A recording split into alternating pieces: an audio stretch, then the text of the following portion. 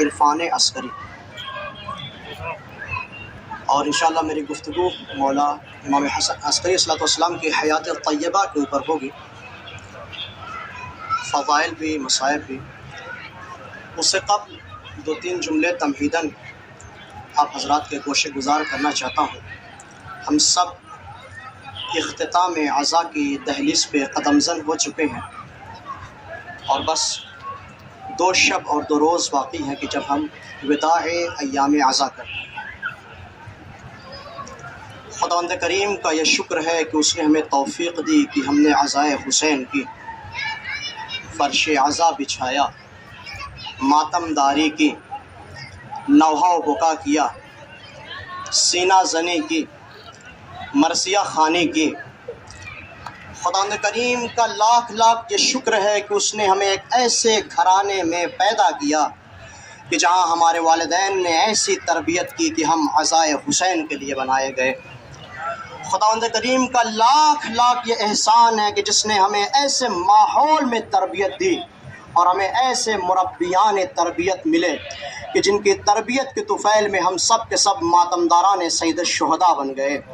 خداوند کریم کا کروڑوں شکر ہے کہ اس نے ہمیں ایک ایسے ماحول میں رکھا کہ جس ماحول میں ہر ایک علمدار عباس نظر آتا ہے۔ خداوند کریم کا صد شکر ہے کہ اس نے ہمیں اس ماہ عزا سے متبرک کیا، اور ہم سب نے 2 مہینہ اور تقریباً 6 دن تک مسلسل مجالس عزا کرتے رہے، حسین پہ آنسو بہاتے رہے، حسین پہ گریہ کرتے رہے۔ چنانچہ یہ آنسو ہماری آنکھوں سے ہوتا ہوا ہمارے دل میں اترا، اور مولا امام حسین کا یہ کرم رہا کہ اس مولا کا یہ کرم رہا کہ مولا کے کرم نے ہمارے دلوں کو صاف و پاک کر دیا۔ یا دوسرے لفظوں میں یہ کہوں کہ سفینہ نجات نے ہمیں نجات سے قریب تر کر دیا، مصباح ہدایت نے اپنی ذو سے ہمارے قلوب کے ذو فشاں کر دیا۔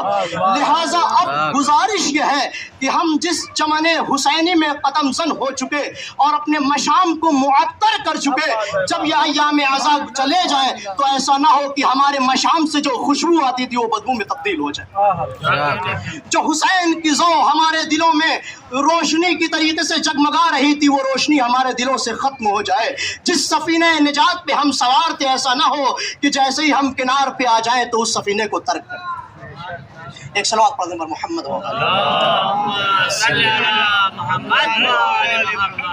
عزیزان گرامی، مولا امام حسن عسکری علیہ الصلوۃ والسلام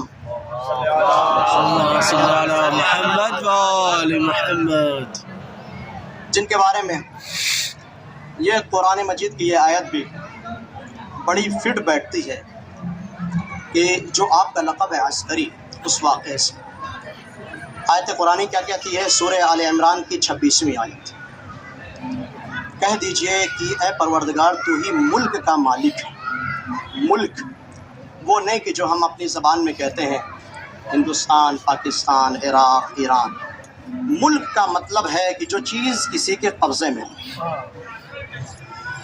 یعنی چرند پرند، دریا، آسمان، سمندر، پہاڑ اور کائنات کا ذرہ ذرہ اللہ کے ملکیت میں ہے۔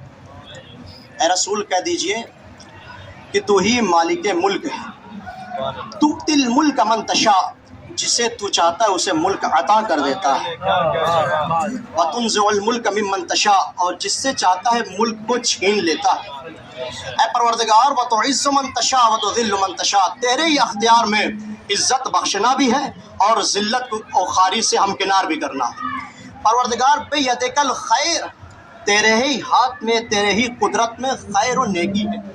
انک علی کل شیء قدیر، بے شک تو ہر شے پر قادر ہے۔ رسول گرامی صلی اللہ علیہ وآلہ وسلم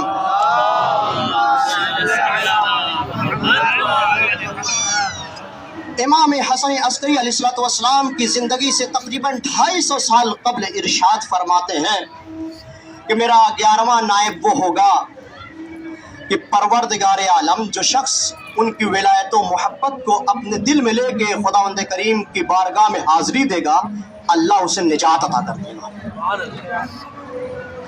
عزیزان گرامی، امام حسن، آپ کا اسم گرامی نامی حسن ہے، اور کیا ہی خوبصورت نام ہے کہ آپ کا، آپ کے جد امام حسن سے ملتا جلتا ہے، اور یہ اتفاق یا کہیں پروردگار عالم کا انتظام ہے کہ آپ کا نام بھی مولا حسن کی ذات سے ہے اور آپ کی کنیت ابو محمد ہے۔ امام حسن مجتبیٰ کی بھی کنیت ابو محمد۔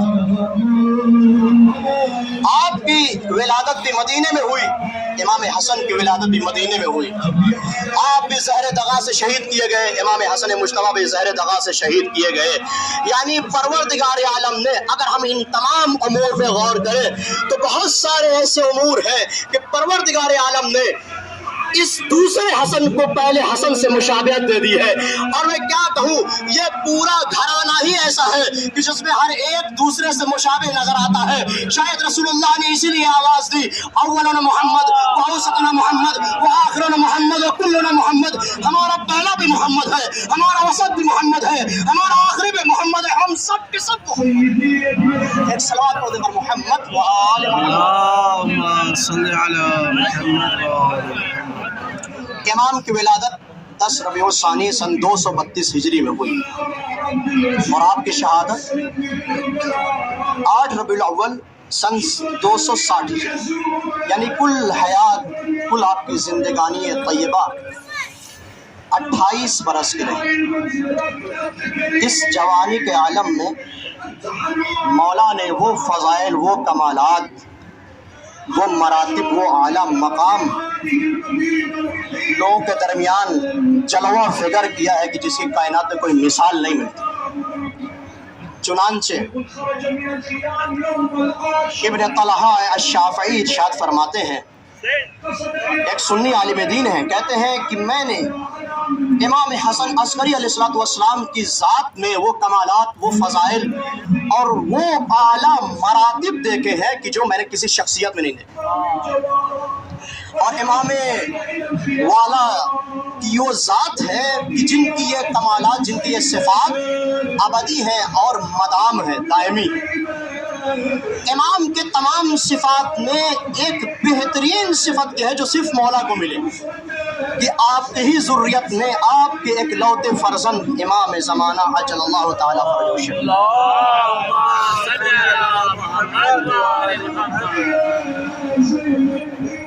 جو اس کائنات میں ظہور فرمائیں گے اور اسی طریقے سے دنیا کو عدل انصاف سے بھر دیں گے، تمام اولیاء ظلم و جور، جیسے وہ ظلم و جور سے بھری۔ عزیزان گرامی، امام کے 4 برس کا سن ہے کہ 10ویں امام مدینے سے سامرہ بلائے جاتے ہیں۔ عالم طفلی ہے، بچپن کا زمانہ ہے۔ 10ویں امام ماہ نواز دعا ہے کہ اتنے میں شور و غل ہوا، گھر میں کوہرام برپا ہے، خواتین گریہ کر رہی ہیں کہ بچہ عالم طفلی ہے، کنویں میں گر گیا ہے۔ خداوند کریم کو کمالات سے صرف لوگوں کو دکھانا تھا کمالات۔ لوگ گریہ کر رہے ہیں، آنسو بہا رہے ہیں، تڑپ رہے ہیں کہ 11ویں امام کنویں میں گر گئے، لیکن 10ویں امام محو نماز و دعا ہے۔ نماز سے جب فارغ ہوئے تو قریب آئے اور مسکرا کے یہ کہتے ہیں کہ کسی بھی طریقے کی پریشانی کی کوئی بات نہیں ہے۔ سب کے سب امام کے ساتھ ہوئے، اس کنویں کے قریب گئے، امام نے اشارہ کیا، کنویں کا پانی بلند ہونا شروع ہو گیا۔ امام کے ہاتھوں کے اشارے سے کنویں کا پانی بلند ہو رہا ہے۔ امام جیسے اشارہ کر رہے ہیں کنویں کا پانی بلند ہو رہا ہے، یا یہ کہیں کہ دست امامت میں ایسی قدرت و توانائی تھی کہ جدھر اشارہ کر دے ادھر ہی دنیا مڑ جائے۔ یہ امامت ایسی ہی چیز ہے کہ اگر درخت کو اشارہ کرے تو اکھڑ کے امام کے پاس آ جائے، اگر دریا کو اشارہ کرے تو اپنی جگہ چھوڑتا ہوا نظر آئے، اگر پہاڑ کو اشارہ کرے تو پہاڑ ریزہ ریزہ ہو جائے، اگر چاند کو اشارہ کرے تو چاند کے 2 ٹکڑے ہو جائے، اگر سورج کو اشارہ کرے تو سورج پلٹتا ہوا نظر آئے، اگر چاند کو، اگر ستارے کو اشارہ کرے تو ستارہ اپنے مکان کو چھوڑ کے ان کے مکان پہ آ جائے۔ عزیزان گرامی، اور کوئی تعجب کی بات نہیں ہے، یہ علی وہ ہے کہ جو اس علی سے مشابہ ہے، جو خیبر کے مقام میں ہے کہ ایک نجومی قریب آیا، خیبر گزر گئی، آگے کہتا ہے کہ مولا آپ نے پتھر پہ جو علم کو گاڑا تھا، نصب کیا تھا، یہ کوئی کمال نہیں تھا۔ کیوں؟ کہا جس وقت آپ اس پتھر کے قریب گئے تھے تو میں نجومی ہوں، میں نے اپنے علم نجوم سے دیکھا کہ 2 ستارے ہیں۔ ان 2 ستاروں کی خوبی یہ ہے کہ جب وہ آپس میں آ کے مل جاتے ہیں تو دنیا کے تمام پتھر موم کی صفت لے لیا کرتے ہیں۔ امام نے کہا ابھی تو اپنے علم سے دیکھ وہ دونوں پتھر کہاں ہے، دونوں ستارے کہاں ہیں؟ وہ کہتا ہے کہ ابھی دونوں ستارے الگ الگ اپنی اپنی جگہ پہ آگے ہیں۔ امام نے علم کو لیا، قدم کو آگے بڑھایا، وہ ستارے پہ نظر کیے ہوئے ہیں۔ امام جیسے ہی قدم آگے بڑھاتے ہیں، ایک ستارہ اپنی جگہ چھوڑ کے دوسرے ستارے کے قریب ہوتا جاتا۔ امام آگے بڑھے، ستارہ آگے بڑھا، یہاں تک کہ امام علم کو لے کے اس پتھر کے قریب گئے اور علم کو نصب کرنا چاہتے ہیں کہ وہ نجومی کہتا ہے مولا مولا بس۔ امام نے جیسے ہی اس سے کہا اب کیا ہوا؟ کہا وہ 2 ستارے آپ کے چلتے چلتے وہ بھی آپس میں ملنے لگے، آپ پتھر کے قریب ہوئے، وہ دونوں آپس میں ایک دوسرے کے قریب ہوئے۔ کہا دیکھا تم نہیں جانتے یہ تمام چیزیں تمہارے احاطہ کیے ہوئے ہیں، لیکن ہم ائمہ وہ ہے کہ ہمارے اختیار میں دنیا کی ہر شے ہے۔ ایک صلوات پڑھنے پر محمد وآلہ۔ ہم وہ ہے کہ ہمارے اختیار میں دنیا کی ہر شے ہے۔ عزیزان گرامی، یہی مولا ہے اور آپ کے پاس حکومت کا ایک فرمان آتا ہے۔ واقعہ یہ رونما ہوا کہ ایک خاتون رونما ہو گئی ہیں اور وہ کہتی ہیں کہ میں زینب بنت علی ہوں۔ جیسے اس نے یہ دعویٰ کیا، دعوے کی دلیل بھی ہونی چاہیے، لیکن سب کے سب پریشان ہیں، کیا کریں؟ لہذا اس مشکل کشا کے پاس آئے کہ جو وقت کا جسے حسن کہا جاتا ہے، اور آنے کے بعد کہتے ہیں کہ ایسی سی مشکل آ گئی ہے، ایک خاتون ہے جو دعویٰ کر رہی ہے کہ میں زینب بنت علی ہوں۔ مولا نے فرمایا کہ خاندان اہل بیت کی یہ خوبی ہوتی ہے کہ اسے درندے کوئی گزند کوئی نقصان نہیں پہنچا سکتے، اسے درندوں کے حوالے کریں، اگر کوئی گزند کوئی نقصان نہ پہنچائے تو زینب بنت علی ہے۔ حکومت نے قریب کیا، درندوں نے چیر پھاڑ کے ختم کر دیا۔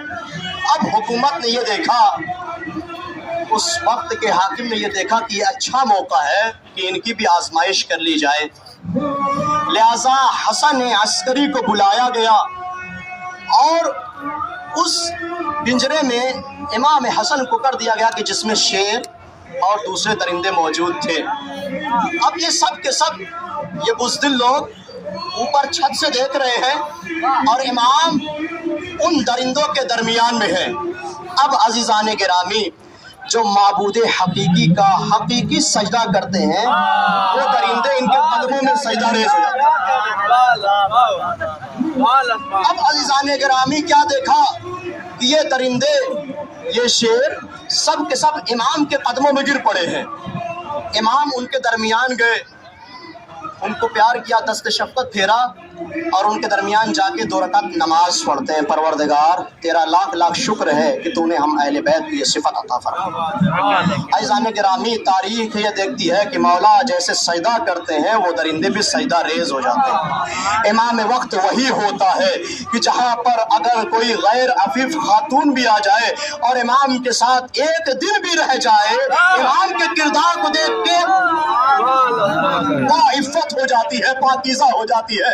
عزیزان گرامی، اور دوسرا جملہ یہ کہتا چلوں، یہ درندے ہیں، جانور ہیں، لیکن امام کی یہ معرفت ان کے اندر ہے کہ جب امام حکم دے تو سجدہ ریز ہو جائے۔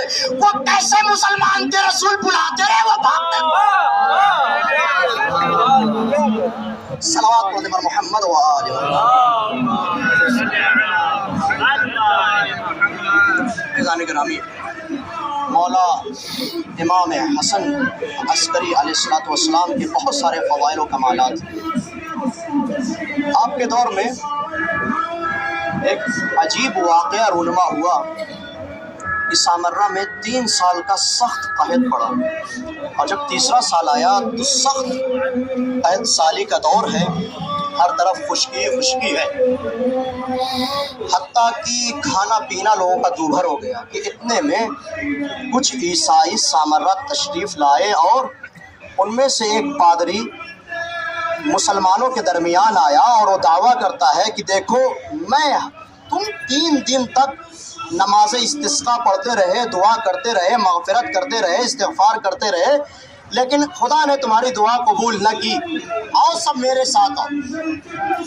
اس نے ہاتھوں کو صرف بلند کیا، ابر رونما ہوئے اور بارش ہو گئی۔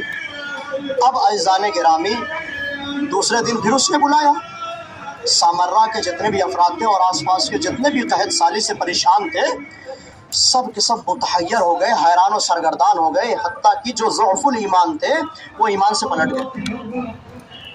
اب عزیزان گرامی ایسے وقت میں وہ کہ جو بظاہر مسلمانوں کا حاکم بنا بیٹھا تھا، دیکھا جب مسلمان ہی نہیں رہیں گے تو ہم حکومت کس پہ کریں گے، اس اعتبار سے وہ پریشان ہوا اور امام وقت کو اس نے باخبر کیا۔ امام تشریف لائے، لیکن امام نے ایک شرط رکھی، دیکھو جب تم مجھے زندان سے نکال رہے ہو تو میں تنہا نہیں آؤں گا، بلکہ میرے شیعہ، میرے چاہنے والوں کو بھی رہا کرو۔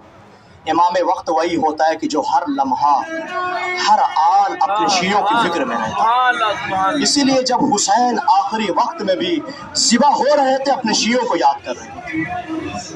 عزیزان گرامی امام آئے اور دوسرے جتنے بھی امام کے صحابی تھے، اصحاب تھے، سب کو ساتھ لیا اور لینے کے بعد قریب پہنچے، کیا دیکھا کہ وہی پادری تمام نصارہ کو لے کے اکٹھا ہے، ہاتھوں کو بلند کیا، جیسی بلند کیا ابر رونما ہو گئے۔ امام نے اپنے ایک صحابی سے فرمایا کہ جاؤ اس کی تلاشی کرو اور جو کچھ بھی اس کے 2 انگلیوں کے درمیان میں اسے لے لو۔ صحابی مولا پہنچے اور ایک ہڈی تھی اسے لیا، گرفت میں لیا اور واپس چلے گیا۔ اب کہا کہ جتنی مرضی ہے دعا کرو، دعا کے لیے ہاتھ بلند کیا، آئے ہوئے بادل بھی واپس چلے گئے۔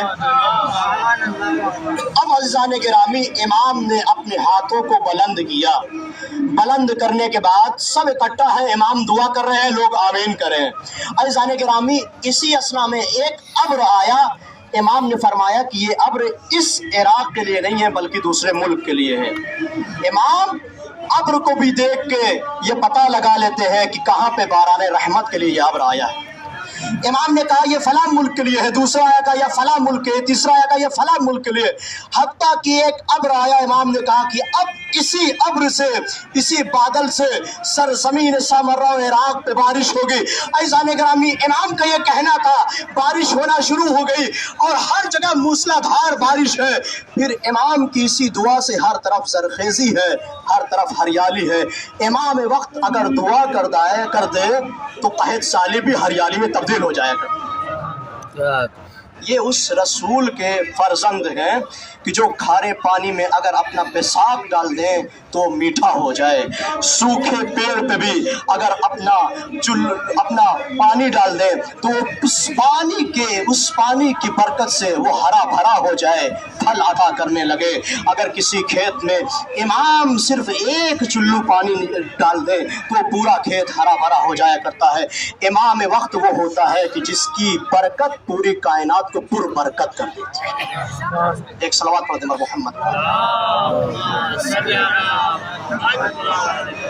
عزیزان گرامی مولا ہر آن ہر لمحہ اپنے شیعوں کے فکر میں ہوتے ہیں۔ چنانچہ ہمارے جو مولا ہیں بہت زیادہ تنگی کے زمانے میں انہوں نے زندگی گزاری، 28 سال کا عرصہ، اور ہر وقت جاسوس کا پہرا، کبھی قید خانے میں ڈال دیا جانا، کبھی پورے گھر کو توڑ پھوڑ کر کے تلاشی لیا جانا، اور ہر وقت مستقل طور پر جاسوسی کرتے ہوئے نظر آتے۔ ایسے وقت میں بھی امام نے اپنی شیعوں کی کس طریقے سے حفاظت کی ہے، کس طریقے سے ان کا خیال رکھا ہے۔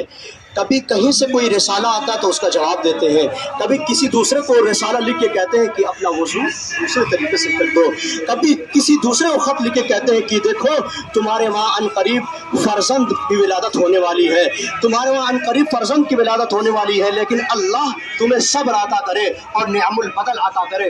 امام کا یہ کہنا ہے اگر ولادت ہوتی ہے تو بچہ مردہ پیدا ہوتا ہے، لیکن اگلے سال اللہ مولا کی دعا کی بدولت اسے دوسرا فرزند عطا کرے۔ یہ ہے مولا۔ جعفر جرجانی ہے، امام کی خدمت میں آئے اور آنے کے بعد کہتے ہیں مولا اہل جرجان آپ کے شیعہ ہیں، آپ کے تابع دار ہیں، آپ کے فرما بردار ہیں، وہ سب چاہتے ہیں کہ آپ سے ملاقات کریں۔ جعفر جرجانی سے مولا فرماتے ہیں کہ دیکھو آج سے 190 دن میں تم جرجان پہنچو گے اور اسی دن شب کے وقت میں بھی پہنچوں گا۔ امام کے شیعہ تھے، امام کی بات پہ یقین تھا، لہٰذا وہ نکلے اور یقیناً 190 دن میں اپنے گھر پہنچے۔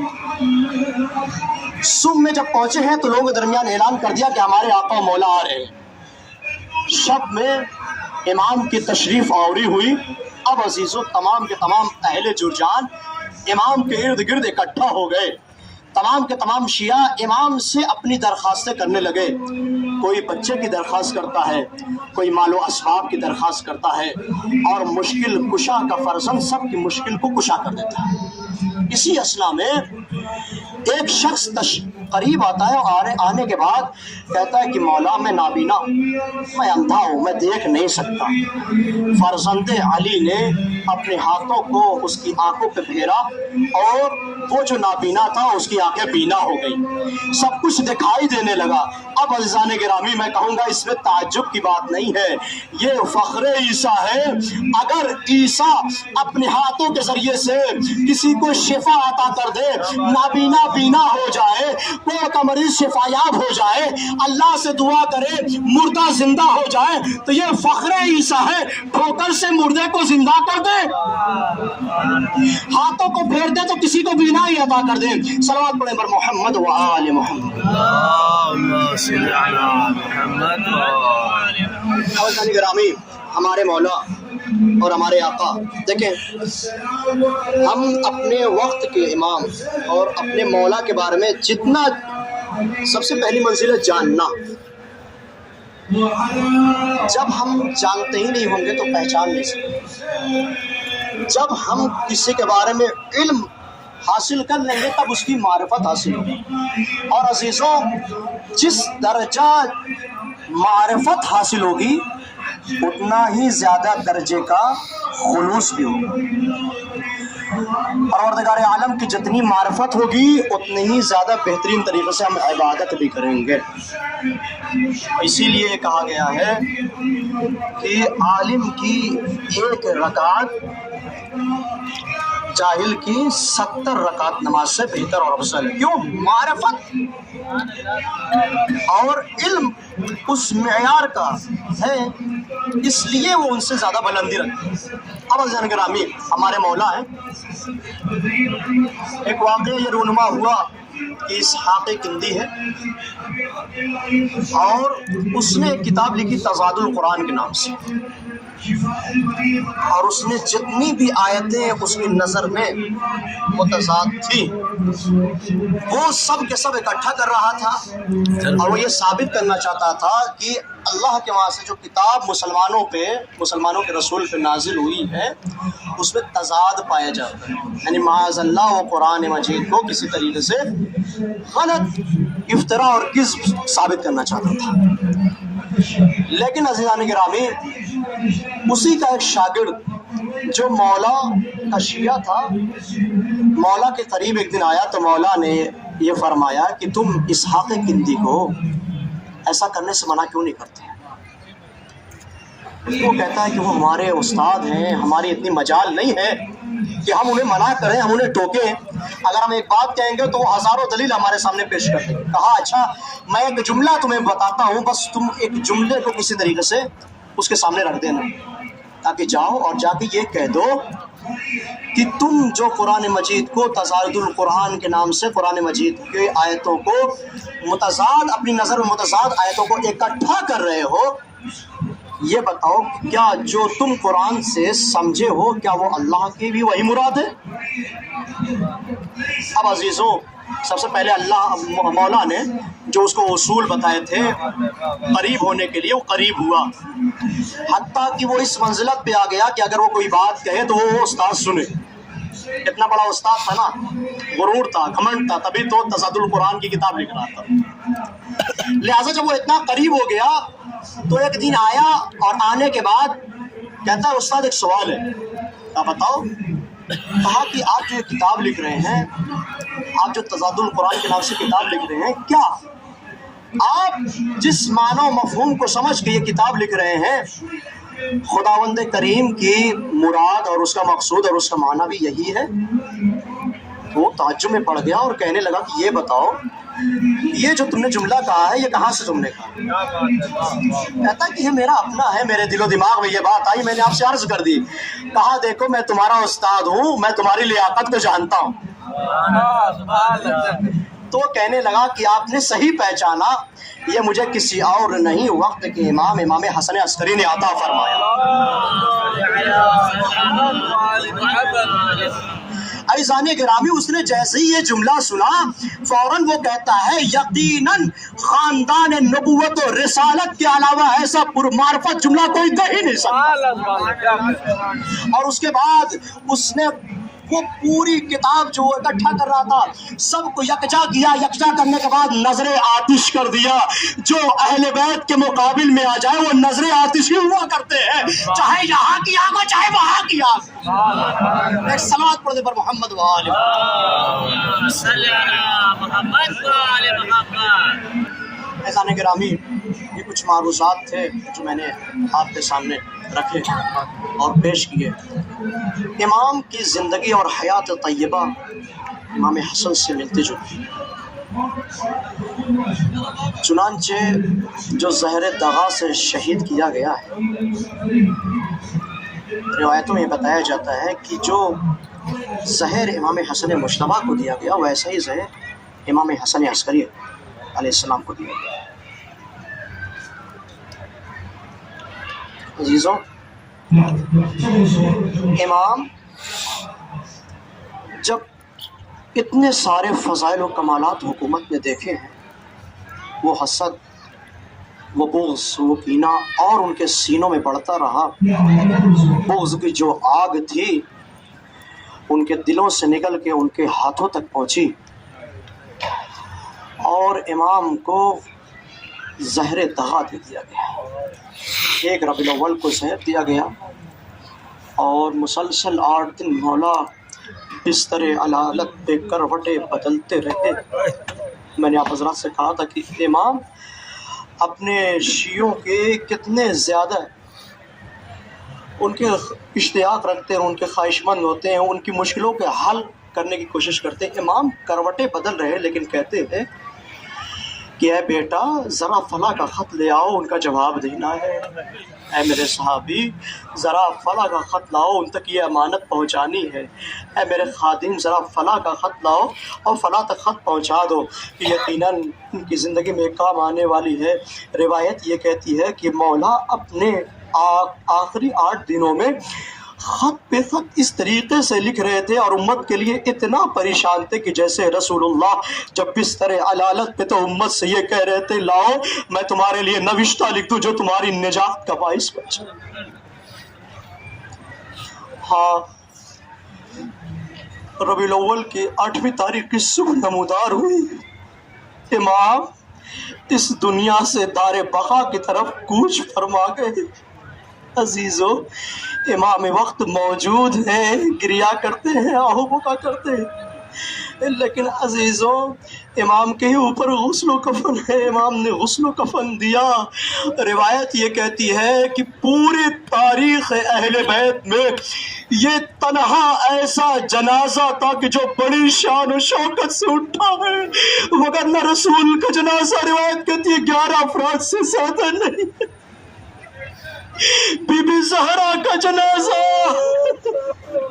جو سب سے زیادہ افراد افراد کی تعداد وہ 7 افراد عزیزوں، اور وہ بھی شب میں اٹھایا گیا ہے عزیزوں، یہاں تک کہ یہ کربلا کا میدان ہے، حسین کا جنازہ ہے، کوئی دفن کرنے والا نہیں۔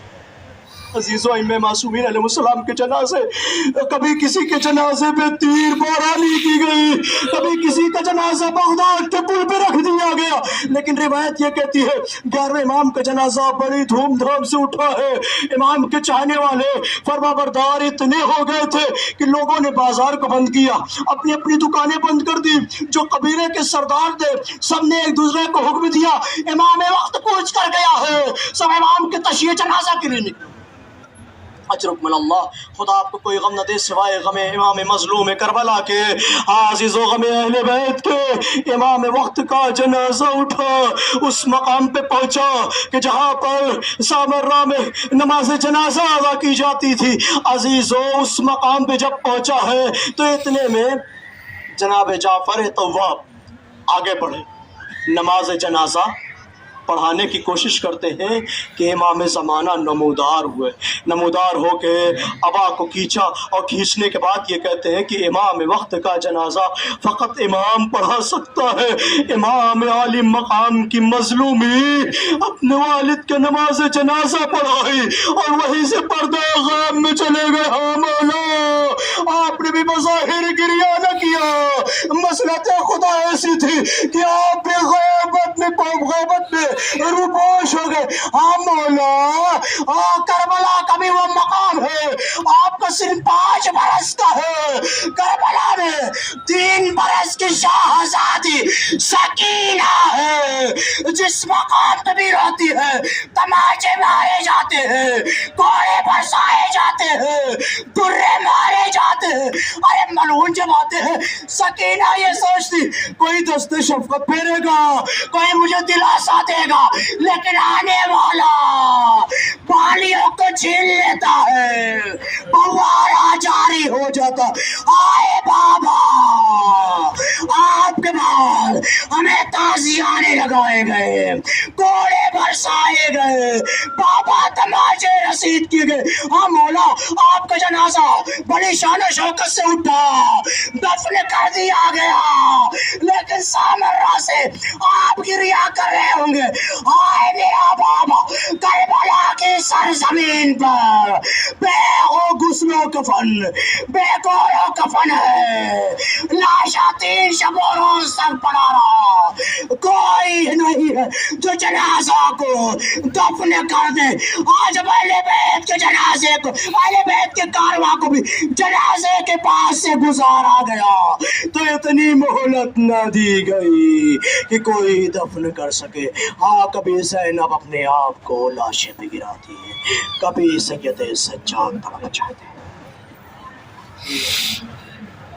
وَإِنَّا إِلَيْهِ رَاجِعُونَ، رضا بقضائه وتسلیم بأمره۔